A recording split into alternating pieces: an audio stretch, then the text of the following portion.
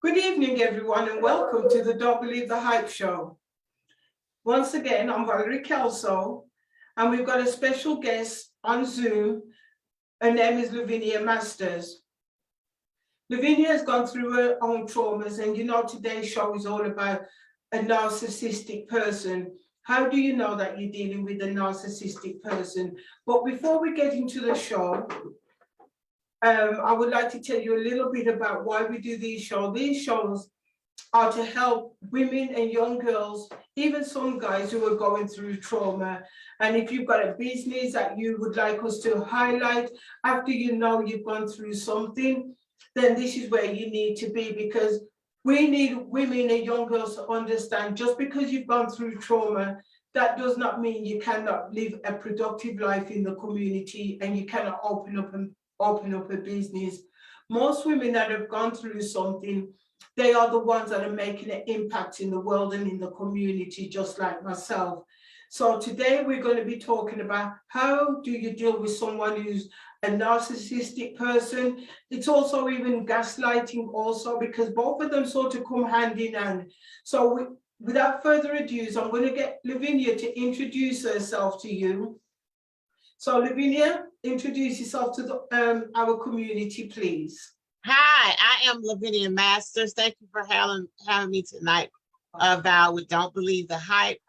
I'm excited to be here. I am an advocate, an author, a speaker, a mentor, a survivor, sexual and relationship violence. I am all that in a bag of chips. Oh, and I'm also the namesake for the Lavinia Masters Act here in the state of Texas, a law that hopes to put an end to the rape kit backlog. If not put an end to it, keep it under control. So that is who I am. I am here to share, and I'm just excited, always excited to be a part of something great, especially when it comes to empowering survivors of relationship and domestic and sexual violence. So why I wanted to do this show is that many of you, well, not many of you, because when I ask people about, have you been watching the Darrell Brooks trial, a lot of you don't even know who Darrell Brooks is or what the trial is about. Darrell Brooks was the guy that ran into over 70 people last year in Wisconsin while they was doing a parade, and he killed 5 people and a young boy. He also injured 76 other people. His trial came to an end yesterday, where he got the maximum the judge could give him was life sentence. But throughout his trial, Darrell was acting a fool. He was, first of all, they were trying to say he wasn't mentally competent, but he says, yes, I am. I basically know what I did, blah, blah, blah. But throughout his trial, Darrell started to act like, when he finally found out he was going to be sentenced, he started to plead the mental health, that he's suffering with mental health issues and all kinds of things. But technically, he decided that he wanted to defend himself. What caught my eye about that trial was that every time Darrell talked to a woman, he talked to them with such contempt, even to the judge. I'm telling you, if you haven't watched some of the trial, you need to go and watch what a true narcissistic, evil person looks like. And he was evil to the core, that he didn't care about the lives, none of the lives that he killed or even injured. He just did not care. He was all about himself. And that's one of the things a narcissistic person often do. They don't care about nobody else. If you do something to them or they've done something to you, they want to blame you. Why? It was because of you why I did this. They never ever seem to take responsibility. I don't know if you agree with me, Lavinia, with what I'm saying, but they don't take responsibility for none of the things that they do. Right, right.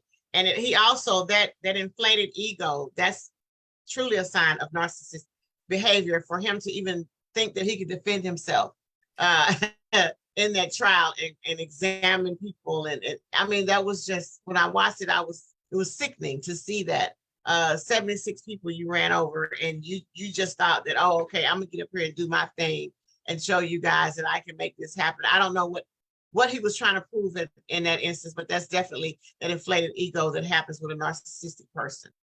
And you know, the other thing that he did a lot of towards the end, he started to quote the Bible. And Yes. I'm gonna bring my own personal story into this right now. When I was married, that was one of the things that my ex would do. He would be quoting the Bible. You would think that he was the most righteous person, but you know, there's a saying that we have in England that they are street angel, house rats, and that's when the true person would come out. Yes. You know what I mean? Even when I set up Purple Light, that was one reason why Purple Light Touch came into play, because my family came from England in 2015. There was 3 of my sisters that came.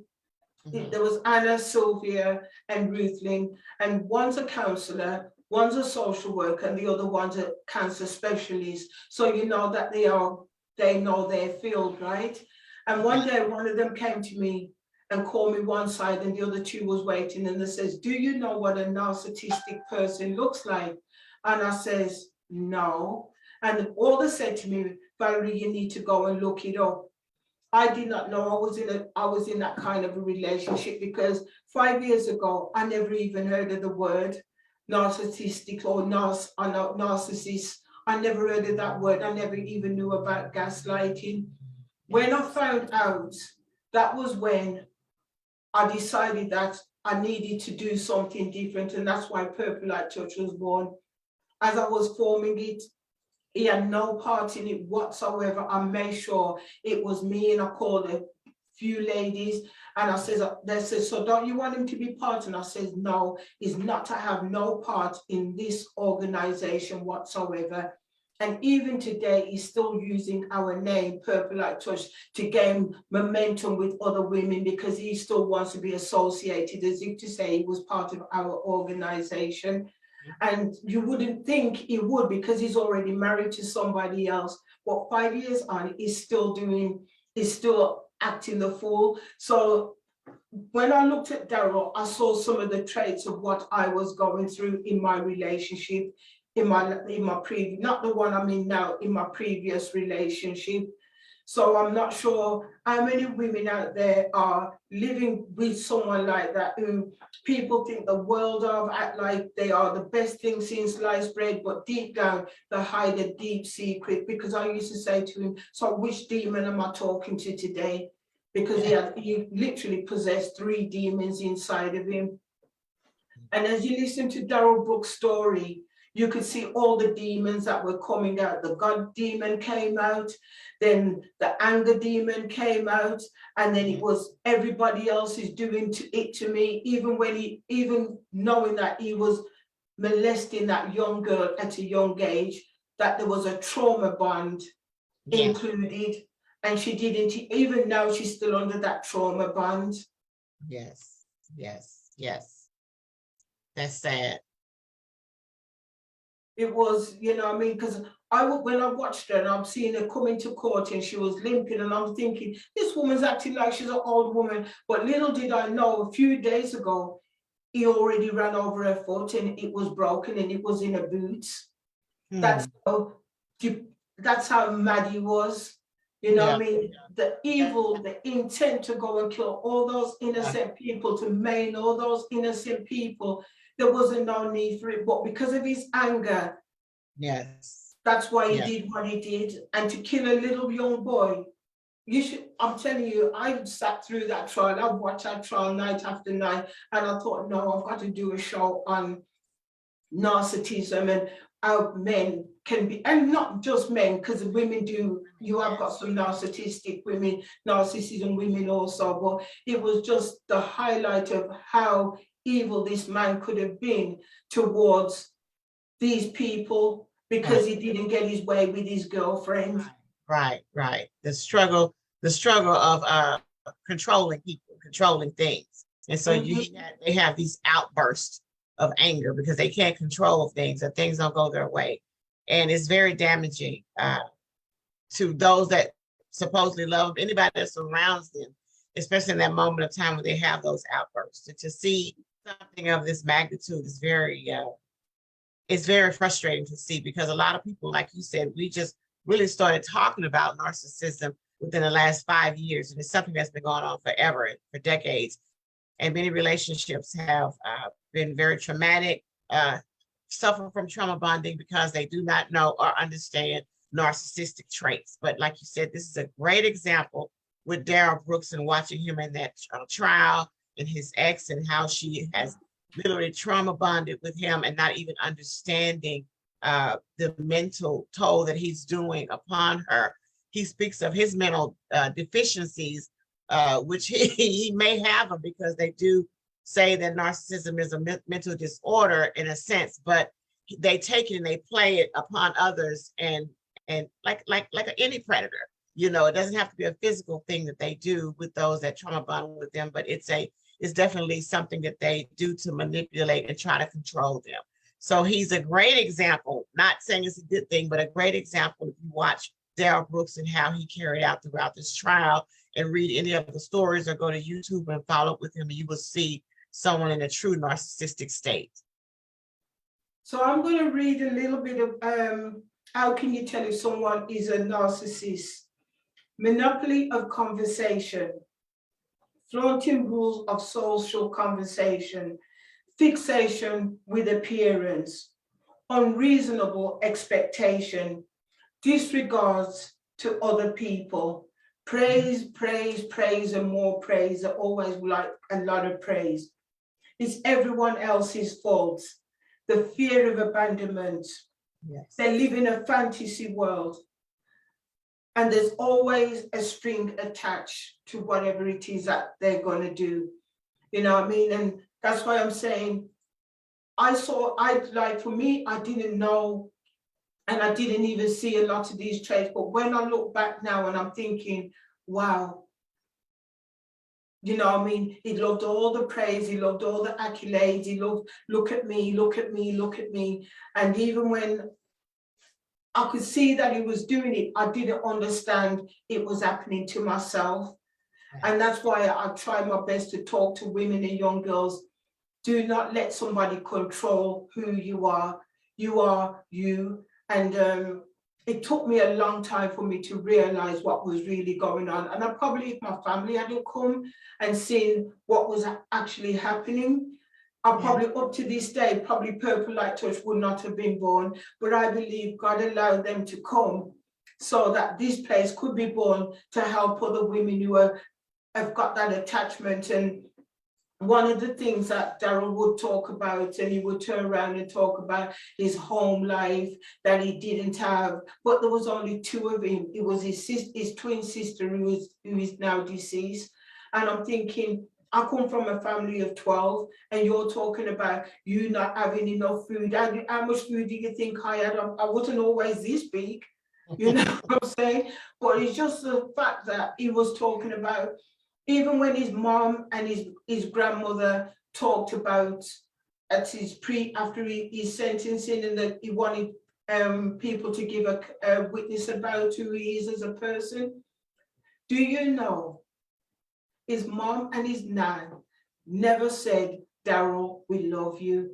Darrell, I know you did what you did, but we're always going to love and care for you. Not one of them said that. It was the other lady, because he said he was going to bring 40 witnesses, and only 3, that was his mom and his grandmother and a friend of his. Those are the only 3 people. And the girl said, this isn't the Darrell she knew.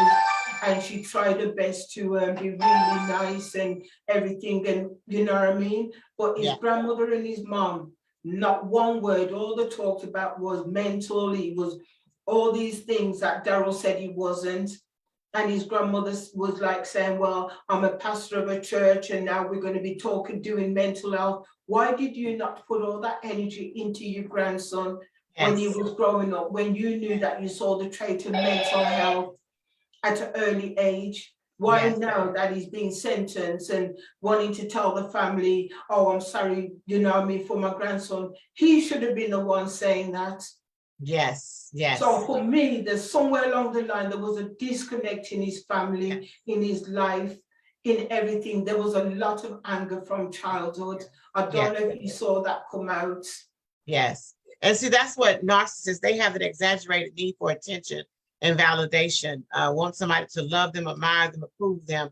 And they feel it's never enough because deep down they don't believe that anyone can love them. And like you said, that's probably what he got as a child, for those family members, especially your mom and your grandmother, to get, go and speak on your behalf and not mention the love that they have for you.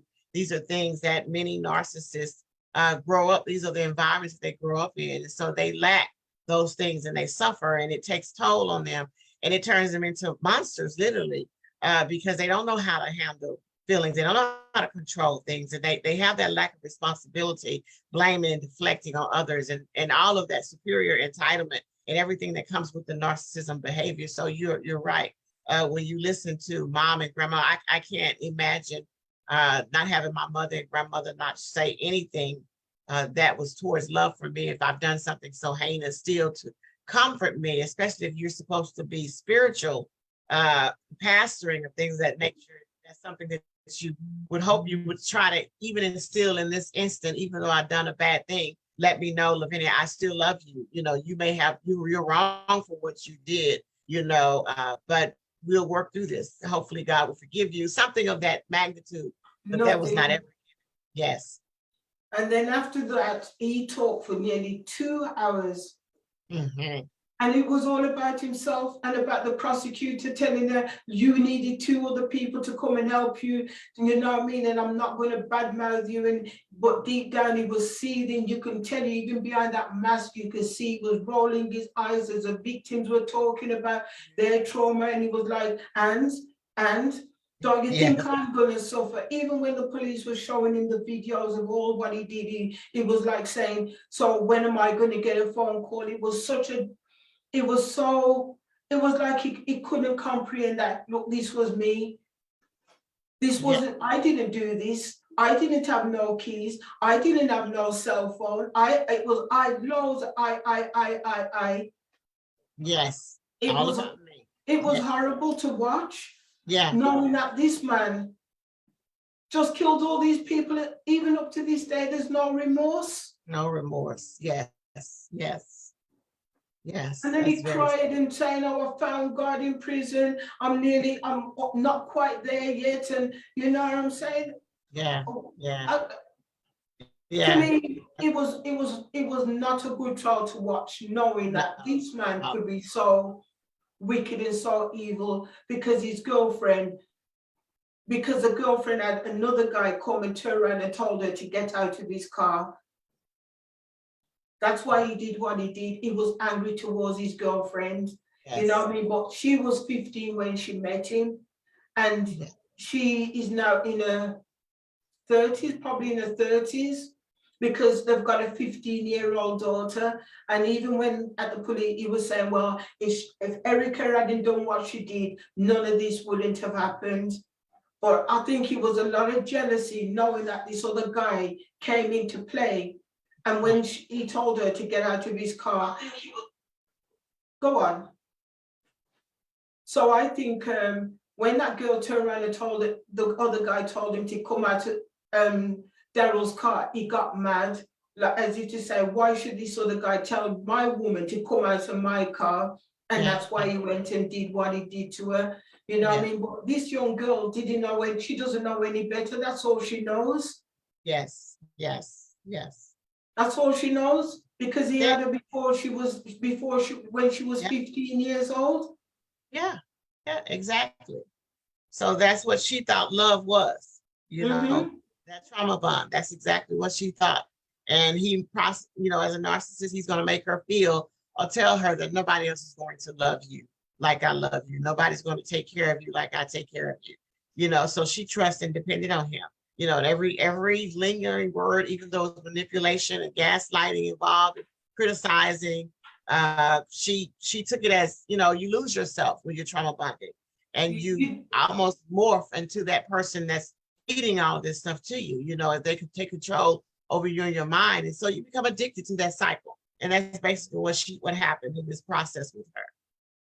You know what I mean? Because even when I was with my relationship, it was like, look at your nappy head. You know what I mean? It was a lot of name calling and who's going to believe you? And I thought in a roundabout way, because I was from England and I was here and I gave up everything back in England, where could I go? Who am I going to be? Who's going to believe what I'm saying? Because this isn't even my country. But in the end, I had to say enough was enough. And I had to keep going to God. And I thank God I did have a faith to turn around and say, I asked God, what am I to do? You know what I mean? And for me to know, to leave, knowing that I was going to be sleeping in my car, for me, that peace of mind was better than no mind at all. Right, right. You know what I'm saying? So some of the things that women, if you are in this kind of relationship, you've got to learn how to set boundaries. You've got to know you, and you've got to, and no has got to mean no. You know what I'm saying? So there's a lot of things that women can do, even though you might be in a relationship, you can turn that table around if that person's willing to turn. But if there's abuse involved and there's other things involved, you are not going to be able to change that person, because a dog doesn't change. A dog is always going to be a dog, regardless of whatever you think that you can tame a dog. If it's a wild dog, it's going to take a long time for that wild dog to be tamed. Jimmy, so I don't know if there's anybody in the audience who has come in, or you know what I mean? But to me, if anybody want to ask any questions, you can ask questions. But if you are in that kind of relationship, you've got to set healthy boundaries for yourself, what you will do and what you won't do, and you cannot break it. Have you got anything to say more on that subject? I would, oh, you asked me? Yeah, Yes. okay. I would love to also say if there are any women or men in these narcissistic relationships and finding a way to break free. I want to share with you real quick some stages that narcissistic relationships, trauma bonding does to your brain. There's been research about it, the biological changes and stress responses, including post-traumatic stress disorder, other mental illnesses, substance use disorders, changes in the limbic system, changes in your hormones, altered brain chemistry, as well as decreases in brain functioning. Some of the changes may be internal, therefore more difficult to notice.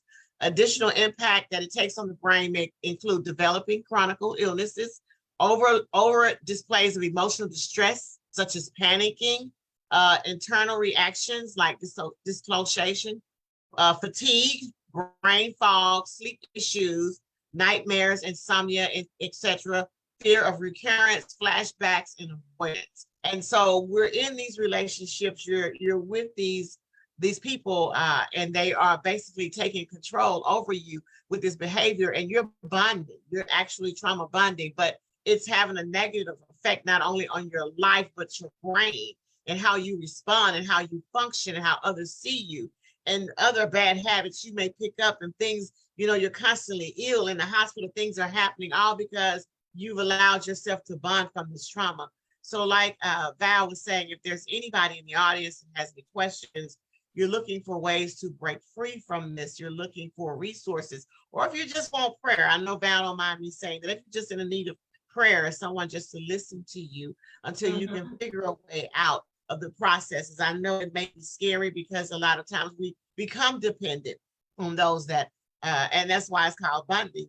We're bonded with them, and we don't know how to separate from them. We don't know how to leave that pain. We don't even recognize that it's trauma that's happening to us, because that trait of narcissism is almost like it's well crafted when they're controlling you. So you feel like you're stuck, and you're depressed, and you have all these anxiety and things happening to you. You're not sleeping, you're not resting, you're not functioning properly. And it's like you're just there, you're just here, and you live on those moments when they're good, and you live on those moments when he smiles or she smiles at you, and it's not healthy for you at all. So if you have questions or if you have concerns, we are here for you. Purple Light Touch is here for you, and you can seek therapy. But whatever you need, you don't have to stay in that condition or in that relationship.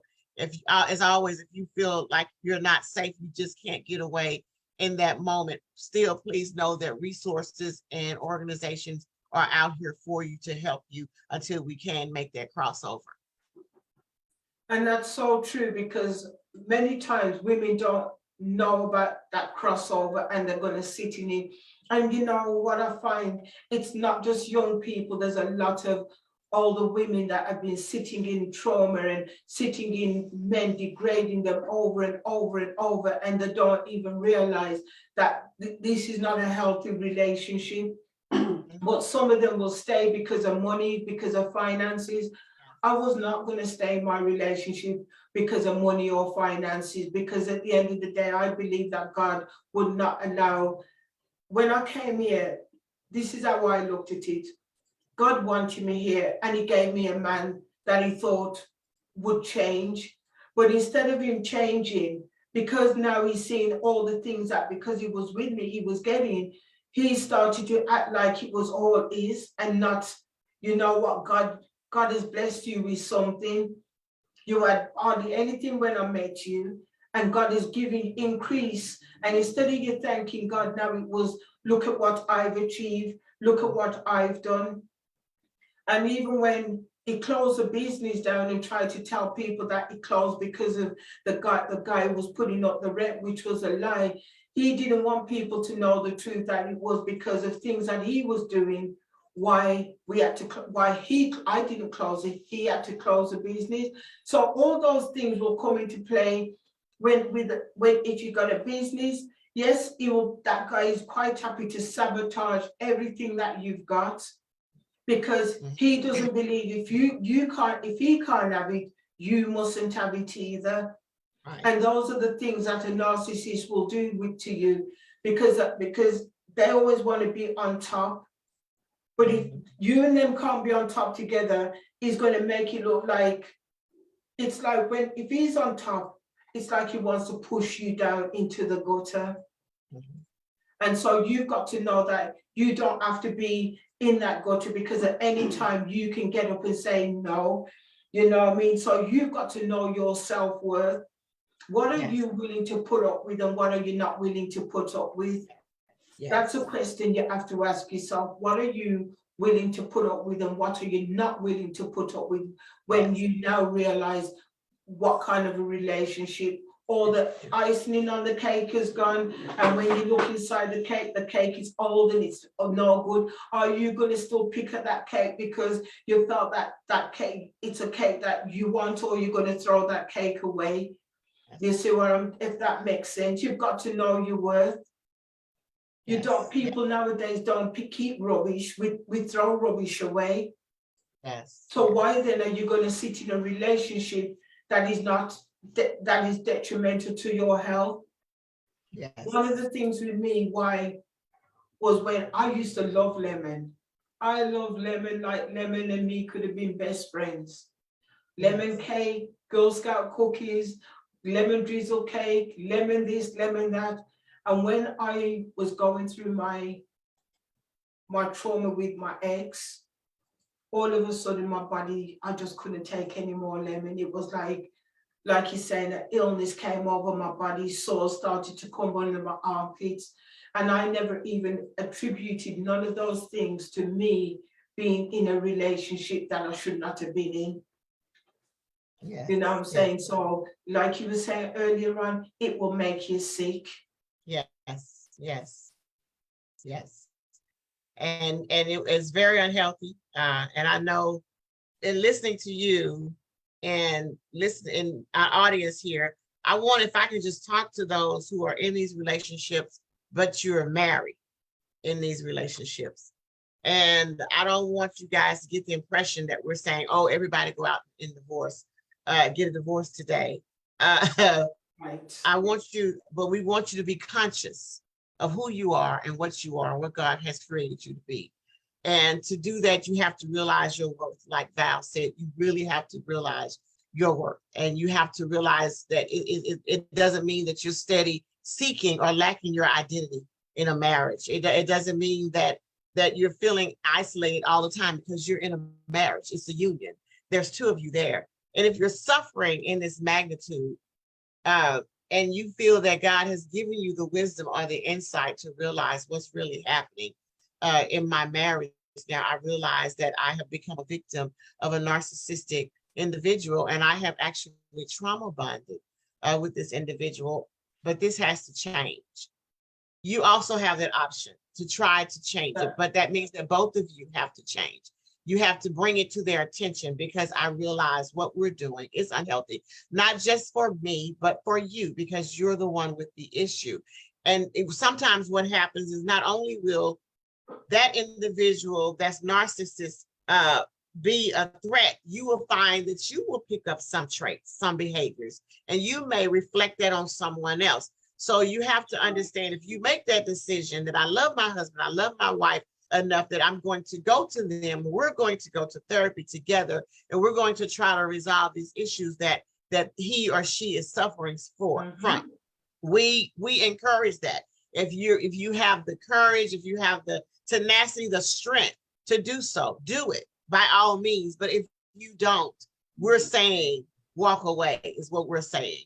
We're not saying just, oh, blow up our marriages, because unfortunately, some people have been in marriages for a long time and they didn't understand. They didn't realize what they were involved in. They didn't know the traits of trauma bonding. They didn't understand that my husband or my wife is very narcissistic and how they treat me and gaslight. They just know that it made me feel bad at times, because you have your highs and you have your lows when you're in those relationships. And then you have someone that you trust dearly and they're telling you that no one will ever love you like me, and all of this good stuff make you feel special in those moments.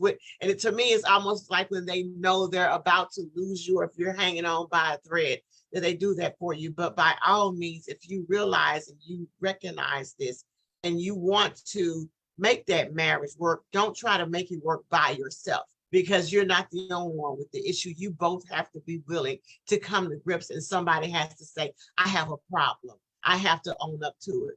What we are saying, we're not saying that people can't change, but we are saying that that's going to be a very difficult obstacle to cross, to have someone to admit, I am narcissist, I am controlling, I do want her to, or him to think that I am the air that they breathe. I will not take responsibility for anything. Everything that's done is his or her fault.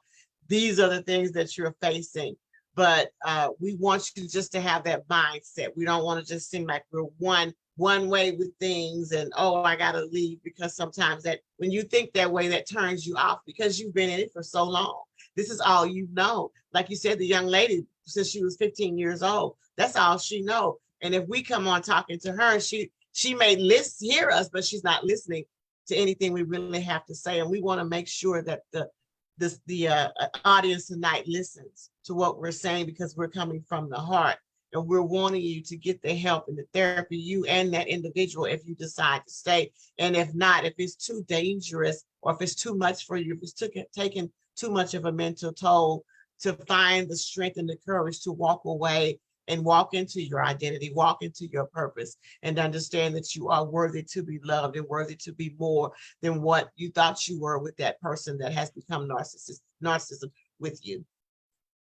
And that's what the last comment I was going to say was, you've got to walk away, because if he's not willing, like what Lavinia just said, if he's not willing to change, you cannot change somebody that's not willing to change. The two of you have got to be wanting to change, not one of you. You know what I mean? But first of all, that narcissistic person needs to know that there's something wrong with them. But if they don't feel that there's anything wrong with them and it's all you, find somebody that you can talk to. Because one of the things that they like to do is also gaslight you, to make you feel like, did I really do this? Did I not do this? You know what I mean? Because sometimes they can also make your family members think that you're the one that's crazy. Because when they're amongst your family and your friends, your family and friends will think, oh, wow, this person's awesome. You've got a great guy. You've got this, you've got that, not realizing the real truth about what's behind closed doors. So for you, if you are out there and you are going through something, let somebody know, because at the end of the day, this young lady, Erica, this guy beat her all the time. And when the judge asked her, why didn't you not, when the prosecutor asked her, why did you not walk away? She says, this is a norm. This is what I'm used to. I don't know anything more. How can a young girl at the age of 15 to now in her 30s just think being beat by a man is the norm? You know what I'm saying? Because if you a lot of our parents don't tell us what is right and what is wrong. They don't explain to the children, look, if you're in this kind of a relationship, it's not a healthy relationship. So many of us are walking into a relationship that we don't even know is unhealthy in the first place because it was never taught to us.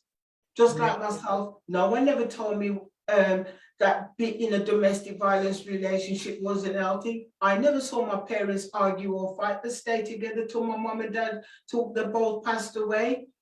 Until my dad died first and mom died a couple of years ago. But no one ever says, don't be in a relationship if somebody's beating you. Don't do this, don't do that. These are the traits, the good characteristics you need to find in a man. And many times, for a lot of women, we tend to go in a relationship because we're lacking our own self-esteem.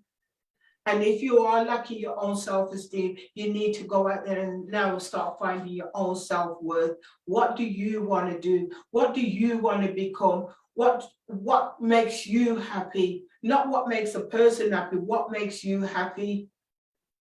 And those are the things that you need to do. Just because he says, I want this for dinner today, and if you don't want to eat it, you don't have to eat it. Just tell him, well, this is what's for dinner, and this is what you're going to eat. You know what I mean? And if you don't like it, you can go out there. There's a lot of restaurants. But once you set the groundwork of bad behavior, that bad behavior is going to continue. So basically, you cannot plant a bad seed and expect something good to come out of a bad seed. It's going to stay bad. So if you are in a relationship or getting ready to go into a relationship, look at the seed that you're picking up. Is it worth your sanity? Is it worth you being in this kind of a relationship? That's true. That's so true. You know, and I think about, I'm not trying to get too spiritual because I'm no earth angel. But you think about the word of God and how God set up the whole union of marriage and how we're supposed to play it out. I believe in soul ties. And so the way God designed it is how we're not supposed to be intimate until we are, you know, husband and wife. And I think of all the spirits that we deal with people over time that have had, you know, narcissism and different things, and how they become a part of us and how we continue to bring these into other relationships. And it's like sometimes it's like we're cursing ourselves the more we get involved with people if we don't stop and recognize what we're doing with individuals or how involved we are with them because we're looking at, oh, he looks good. He's a nice piece of chocolate or she's a dime piece or whatever.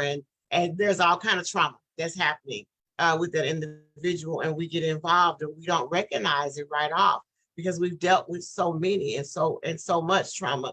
But it's very scary now when I think about it. I'm like, I've been married 32 years, but I'm like, if I had a chance to do it again, I probably wouldn't get married because it's like the things you have to go through to get in a healthy relationship and the people that you've encountered, and even in your marriage, sometimes it seems like you're ciphering out the past relationships, the past things that happened among others, and trying to get that all together. And sometimes you can't figure it out with the one you really love, and so you have to be mindful, like you said, walking into new relationships and making sure that you're healthy and whole, and that you have these conversations.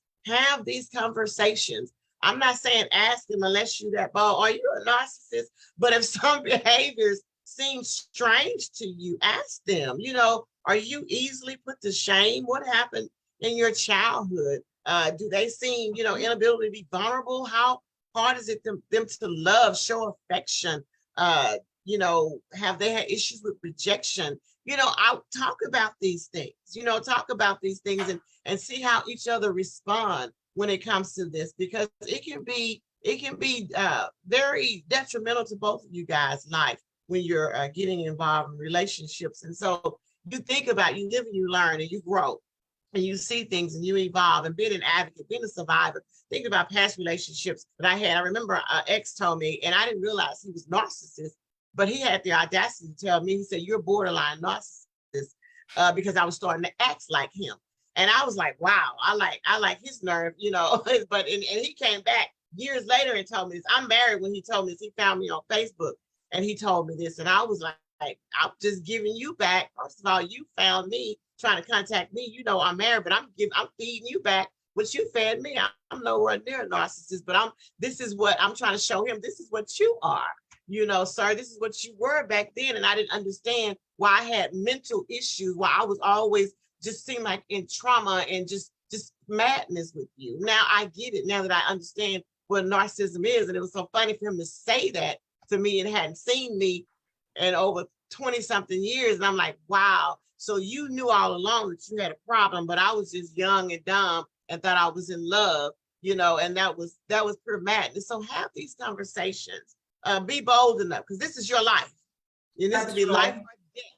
This can be life or death. So have these conversations. If it's too much for that individual, then maybe that's not what you thought it should be. That person is not the one for you, because you got to love yourself enough to know that you want something healthy for you, especially if it's something that you're looking to last a lifetime with. And the other thing I would always say to someone, if it feels like trash, and it looks like trash, and you put it in the trash, let it stay in the trash. Yes. Do not think that you can change somebody because, oh, maybe I might be the one that can change a person, because you cannot. I always say to people, have you ever gone to that dump and picked up any of your trash? And everyone will say no. So I says, then because you always make new trash. So if somebody is not treating you good and you throw it away, let it stay away, let it be gone. Yes. Because there's got to be somebody else out there that God has got for you. This person wasn't it.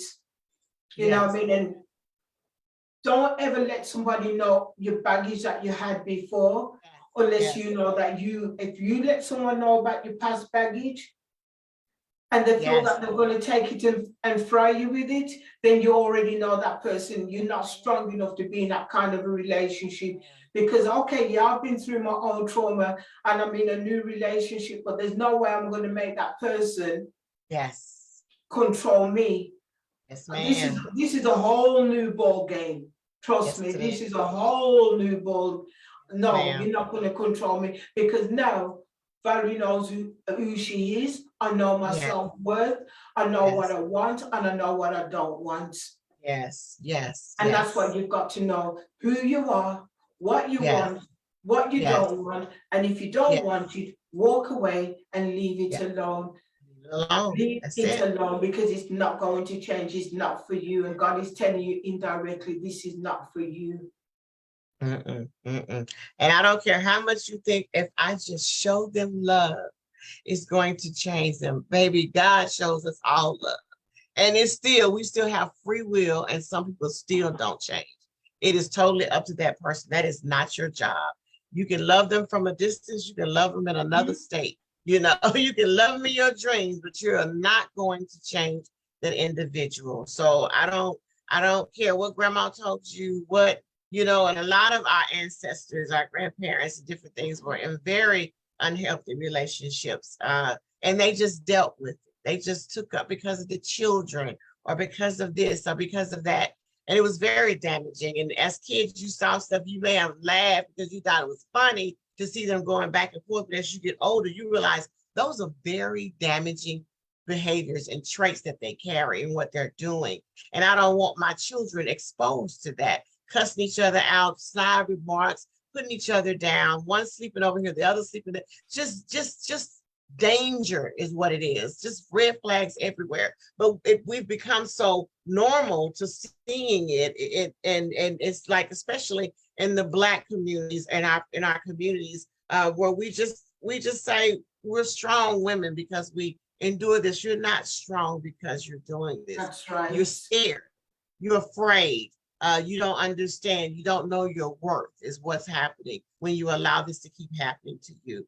So just keep that in mind. We're not trying to make you feel bad, but I want you to feel uncomfortable. I want you to feel uncomfortable enough where you look at yourself in the mirror and you say, you know what? I do deserve better. I do.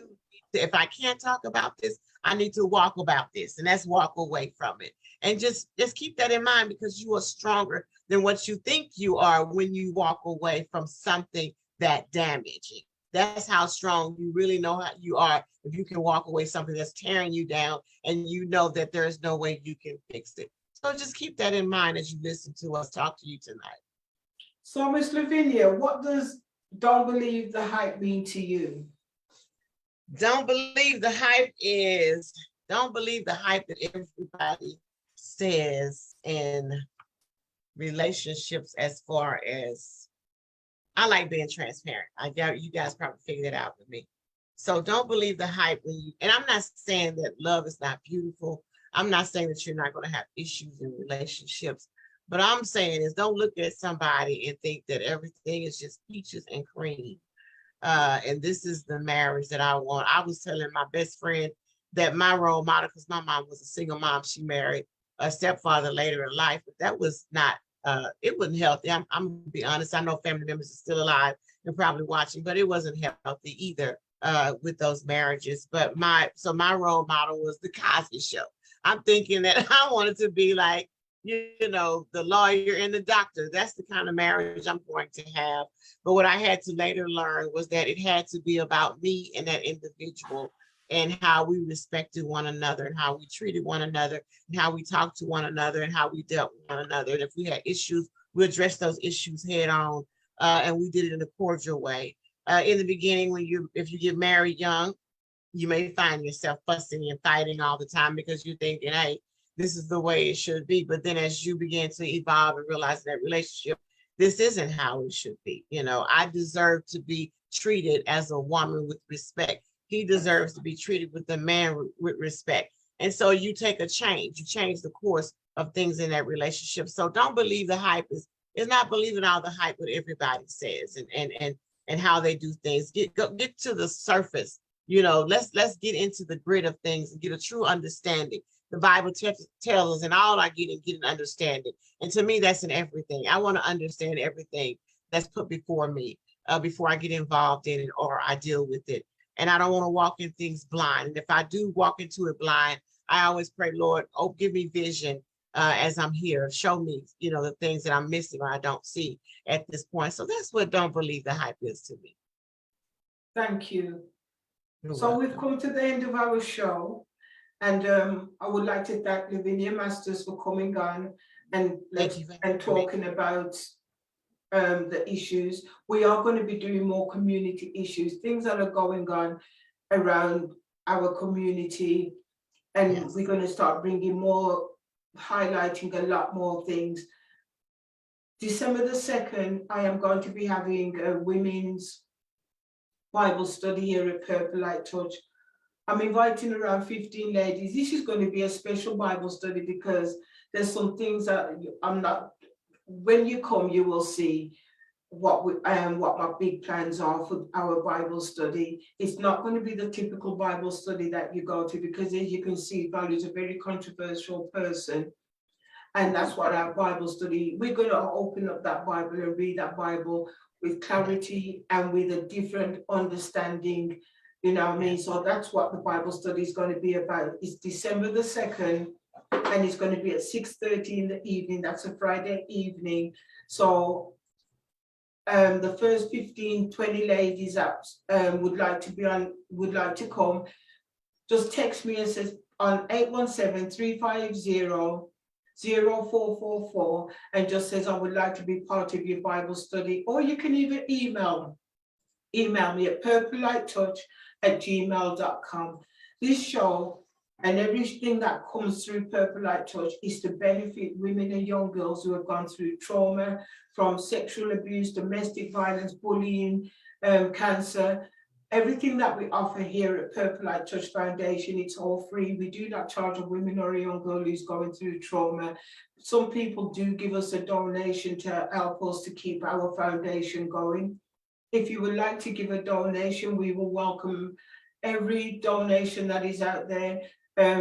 Giving Tuesday is getting ready to come up on the 29th of this month. If you would like to give through the Giving Day, you can go onto our website at purplelighttouchfoundation.org. I appreciate each and every one of you that come on, watch our show, participate, like it, share it. You know what I mean? That's how we're going to start getting the word out about our foundation and what we actually do here. This is not ordinary foundation. This is a foundation with a difference. And I give God the glory, the praise, the honor, because if it wasn't for him, none of this would be possible. So once again, I would like to thank Lavinia for coming on to our show, Jamise for being in the background, because without Jamise's help, every 2 weeks fighting that traffic on 820, this show wouldn't be possible. So I would like to thank you all, and I would like to thank all our audience. Every one of you have a wonderful and blessed Thanksgiving. And don't eat too much turkey, just enjoy yourself with your family, your friends, and remember it's a season of giving. Thank you and have a wonderful and blessed week. Bye, everyone. Bye-bye. Thank you again. Bye-bye.